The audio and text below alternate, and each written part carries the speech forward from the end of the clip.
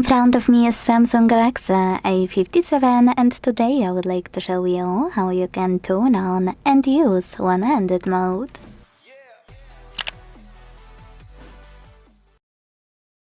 First of all, go into settings and scroll all the way down. Now tap on advanced features. Select one-handed mode on the left. And use this switcher at the top right corner to activate it. Following that, tap on one of those options to decide which one you want to use to reduce display size width, gesture, or button. Wherever you decided, when you're ready, you need to follow all of those instructions below the chosen method to enter one-handed mode.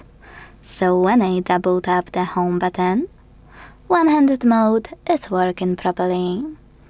If you want to, you can hold this line at the top to move your screen, or tap on this icon on the left or on the right to move it. If you want to scale it, hold one of its top corners and drag it. To go back to standard size screen, tap on blurry area. And to disable one-handed mode completely, use the same no blue switcher.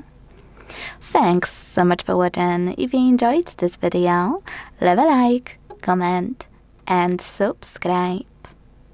Bye!